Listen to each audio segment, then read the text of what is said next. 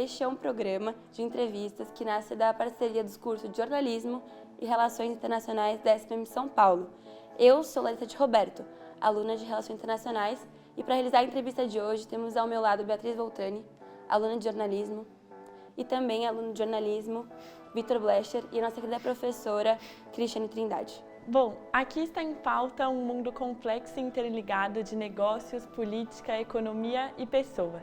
Aqui, professores e alunos entrevistam os mais diversos nomes das relações internacionais. Hoje vamos falar sobre a atuação das Organizações das Nações Unidas, a ONU. A nossa convidada de hoje vem do Pará. É doutora em Relações Internacionais pela USP e foi pesquisadora na Harvard Kennedy School. Tem experiências com organizações não governamentais e hoje é professora aqui na SPM. Tâmia Rebelo, obrigada pela presença. Eu que agradeço. Muito feliz de estar aqui com vocês hoje. Agora roda a vinheta, que daqui a pouco falaremos sobre a ONU.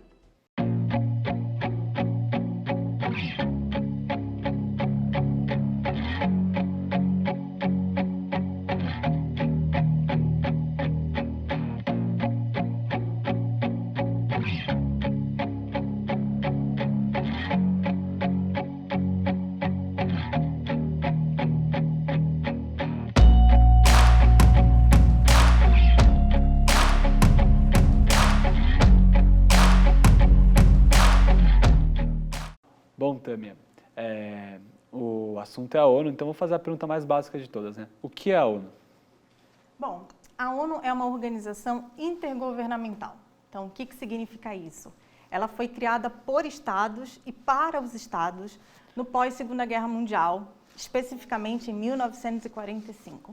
O objetivo naquele momento era pensar num novo mundo, numa nova ordem internacional que tivesse condições de promover a paz, segurança, direitos humanos, comércio entre as grandes nações e que pudesse, afinal de contas, evitar um terceiro grande conflito mundial. A minha pergunta ela entra no quesito dos braços da ONU, as instituições dentro da ONU. Você podia citar alguma? Como ela funciona? Bom, a gente costuma falar, Larissa, que a ONU é uma família da ONU, justamente porque ela tem alguns órgãos principais, então são 6 os órgãos principais da ONU: o Conselho de Segurança, a Assembleia Geral, o Secretariado, a Corte Internacional de Justiça, o Conselho de Tutela e o Conselho Econômico e Social. Esses são os 6 órgãos principais da ONU. Também podemos chamar de núcleo duro da organização. Mas, além disso, a ONU conta com uma série de agências especializadas e de outros fundos, programas e agências que ajudam essa organização a desempenhar sua grande missão, que é promover a paz e a segurança internacionais e, obviamente, também proteger os direitos humanos, fomentar boas relações entre os países e, de certa maneira, permitir que haja uma ordem estável dentro desse sistema internacional. E a parte da saúde também está envolvida com isso? Certamente, Larissa. A saúde é um dos pilares da Organização das Nações Unidas. Inclusive, recentemente, a gente pôde observar a ação de uma dessas agências especializadas, que é a Organização Mundial da Saúde, que tem uma estrutura burocrática. O que eu quero dizer? Tem um funcionamento bastante complexo. Consta com financiamento, consta de pessoal, de funcionários públicos internacionais, tem uma missão, um mandato específico para promover questões de saúde global. E nesse momento que acabamos de testemunhar, um momento em que o mundo precisou de uma orientação, de uma recomendação para que os países pudessem direcionar suas atividades no sistema internacional, a OMS serviu de grande importância, foi muito útil. Da pandemia, da Exatamente, Covid-19. dentro da Covid-19, no contexto de pandemia, a OMS emitiu uma série de comunicados, produziu relatórios, instou, ou seja, chamou os estados a participarem de forma mais ativa, permitindo que esses estados refletissem o que era possível e desejável para combater o vírus. Então, eu digo que a OMS teve um papel central, tanto no combate como na prevenção, mas principalmente, Larissa, de criar uma memória institucional, para que a gente não esqueça o que vivemos e como lidar com novas crises no âmbito da saúde global que certamente vão aparecer. Sim. Bom, e falando das formas que a ONU pode agir, você trabalhou em uma instituição não governamental. Como que a ONU pode agir com essas instituições?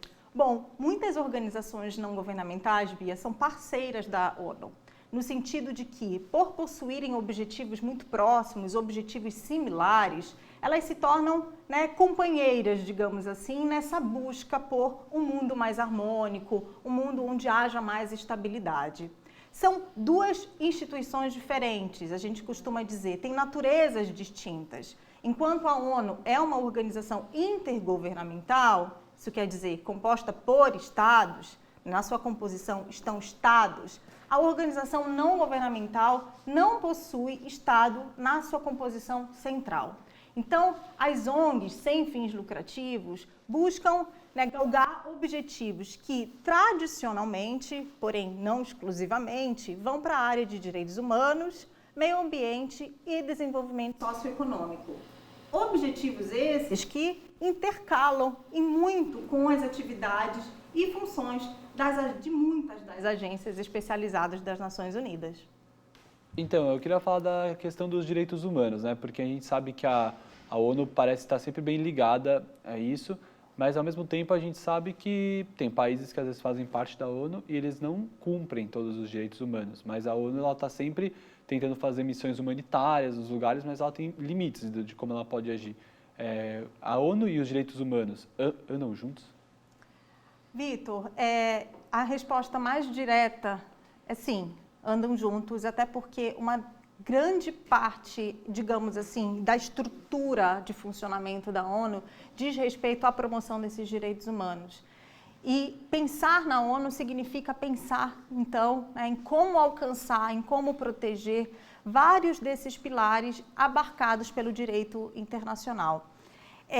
Porém, você falou uma coisa importante, que é a limitação da ONU. E aí eu vou aproveitar a sua pergunta para trazer, acho que um tema que faz muita importância quando a gente está falando da Organização das Nações Unidas, que é a questão da soberania. Os estados, quando eles decidem participar dessa organização intergovernamental, isso é uma vontade do estado. Então, o estado opta, ele decide por entrar dentro de uma organização internacional. E, para isso, ele mantém a sua soberania. O que isso significa? Soberania é uma palavrinha bem técnica das relações internacionais, que significa que o Estado mantém a autoridade máxima dentro do seu território. Então, tudo que diz respeito, em tese, ao ambiente doméstico do Estado é de responsabilidade do próprio Estado. Então, quando esse Estado decide entrar numa organização intergovernamental como a ONU, ele faz como se fosse um pacto, acho que é mais fácil, né, dos nossos ouvintes entenderem. Ele faz um pacto com essa organização intergovernamental. Então, basicamente, ele cede em alguns espaços, em algumas áreas, para que a organização intergovernamental possa sugerir, recomendar, elaborar normas, políticas e tratados, como é o caso muito frequente da área de direitos humanos, mas em outras questões esse Estado diz, esse assunto é de responsabilidade minha, porque toca na minha responsabilidade enquanto agente soberano. Então isso também está ligado lá na Carta da ONU, e Carta da ONU é o documento, ou seja, a certidão de nascimento dessa organização. Então, se a gente olha a Carta da ONU, em vários artigos, em várias partes desse documento, consta o seguinte: os estados se resguardam o direito de não serem passíveis de intervenção. Então, o que isso quer falar? É o que a gente também chama de princípio da não intervenção nas relações internacionais. Então, os estados concordam que, apesar de fazerem parte de um arranjo coletivo, como a Organização das Nações Unidas, eles não vão aceitar interferências dentro do seu território. Então, por isso que essa questão que você trouxe é uma questão muito sensível, porque apesar de a Organização das Nações Unidas tentar proteger os direitos humanos, fazer com que os estados cumpram com os acordos e os tratados que eles mesmos assinam, apesar disso, esses estados, em muitas instâncias, acabam por levantar o princípio da soberania e dizer, olha só, nesse assunto a organização não terá escopo de atuação. Tâmia, vou aproveitar que então você estava falando da questão dos direitos humanos e dessa primeira assinatura de participação, para te perguntar um pouquinho sobre o nascimento dos direitos humanos lá em 1948. Já que é um tema antigo para o pensamento, né, tanto para as ciências políticas, mas antes disso para a própria filosofia, é uma discussão antiga, mas a gente tem ali na Carta dos Direitos Humanos da ONU todo um processo de nascimento. Conta um pouquinho para a gente como que esse documento nasce e como é que ele faz nessa questão para respeitar a soberania, mas tentar assegurar alguma proteção para as populações diversas. Legal, Cris. Acho que essa é uma pergunta bem interessante, muito válida para os dias de hoje, né? Onde em muitos lugares do mundo a gente vê um total desrespeito aos direitos humanos. Então, acho que a grande questão e acho que a reflexão que a gente, né, precisa retomar é como nasce essa discussão. A Declaração Universal dos Direitos Humanos, que é o documento que a Cris fazia menção, ela nasce em 1948, então, alguns anos depois da assinatura da Carta da ONU. A própria Carta da ONU, ela já inaugura alguns desses direitos, ela já coloca como sendo de responsabilidade dos Estados no sistema internacional assegurar a garantia de alguns direitos que são básicos. Então, depois, como um esforço, né, de a gente chama de champions, né, em inglês, que seriam promotores de normas dentro da ONU, como um esforço de algumas pessoas, a Declaração Universal dos Direitos Humanos ela foi assinada. Mas, como alguns outros documentos da ONU, ela só possui caráter recomendatório.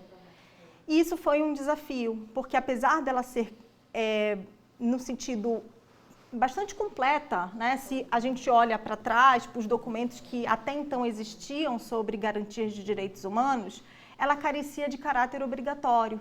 Então, a ONU publicou um documento, publicou uma declaração com uma série de obrigações e direitos e deveres que os Estados se comprometeram, mas carecia, ou seja, faltava um caráter mais obrigatório.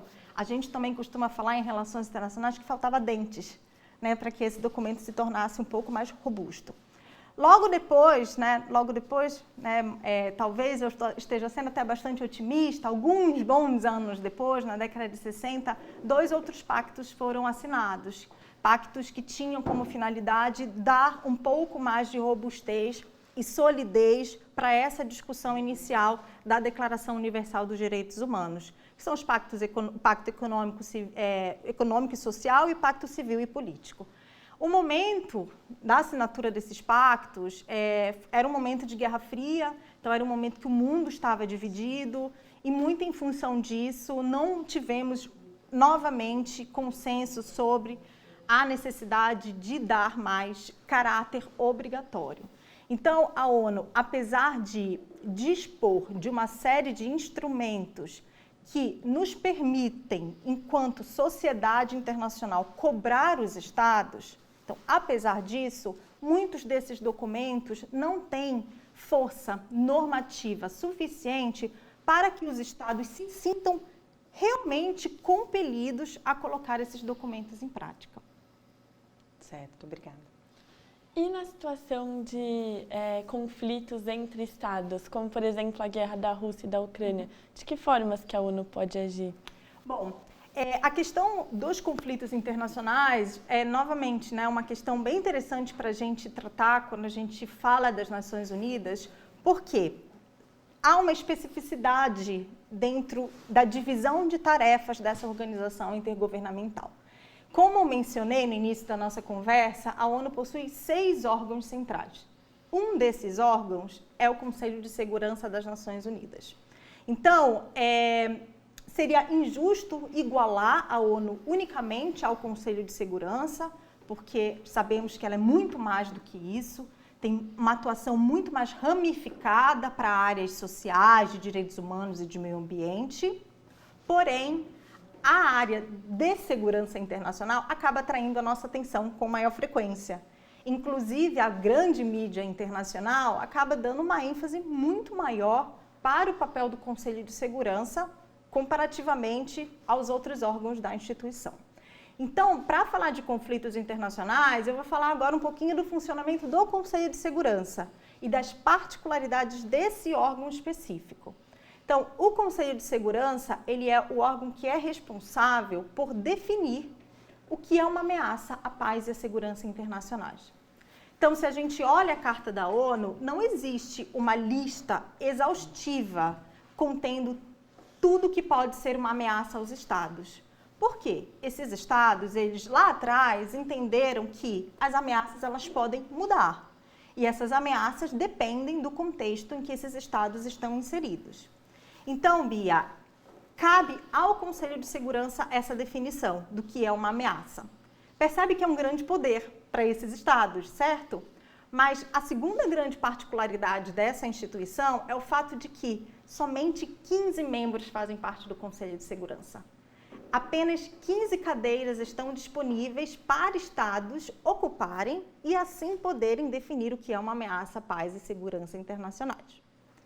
Não vou parar por aí, tem uma terceira especificidade, mais interessante ainda. Das 15 cadeiras, 5 são permanentes para estados grandes e poderosos do sistema internacional. Então, esses estados, e aí incluindo Rússia, Estados Unidos, China, Grã-Bretanha e França, eles ocupam permanentemente cadeiras dentro dessa instituição. Tem uma quarta especificidade que é, eles têm o poder de veto. Então, se eles não concordarem com uma decisão dentro do Conselho de Segurança, eles podem vetar essa decisão. E aí, a discussão não pode continuar. Percebe, então, Bia, que é uma instituição que tem muito poder dentro da ONU, mas também é cheia de regras e é cheia de requisitos para que esses estados consigam, de forma muito clara, tomar uma decisão em conjunto. Então, no caso específico da Rússia, o que a gente tem visto recentemente no embate Rússia e Ucrânia é a Rússia recorrentemente usar o seu poder de veto dentro do Conselho de Segurança. Então, como eu falei para vocês, se um desses 5 membros levanta o poder de veto, a discussão não consegue continuar. E é isso que a Rússia tem feito de forma recorrente. Ela diz, olha só, aqui eu não vou discutir o assunto que me cabe como Estado soberano. O Brasil ocupa alguma dessas cadeiras? O Brasil ocupa a cadeira rotativa atualmente, inclusive. Nós fomos eleitos para a cadeira rotativa. Esses 10 membros que restam, eles rodam a cada 2 anos.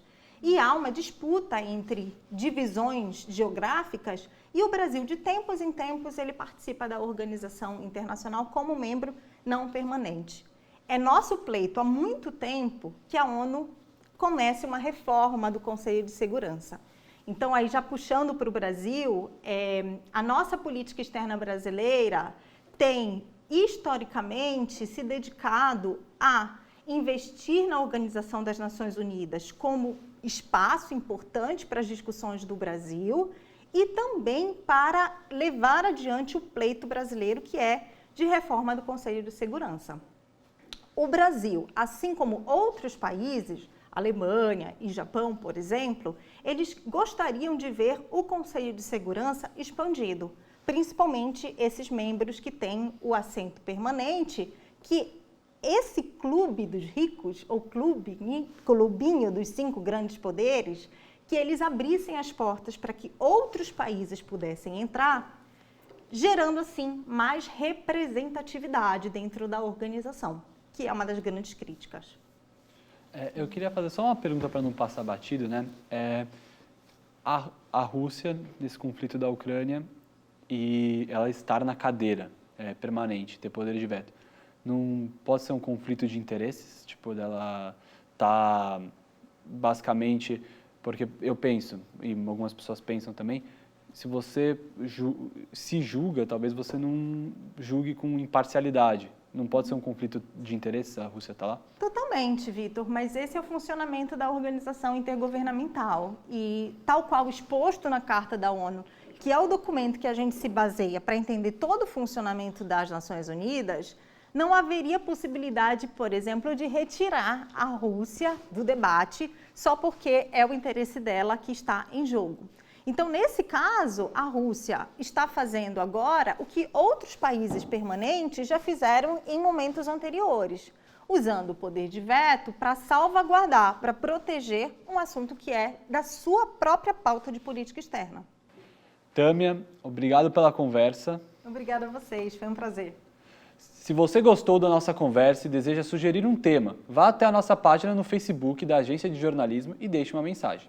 Agradecemos a presença de todos e até mais um Perspectivas Internacionais.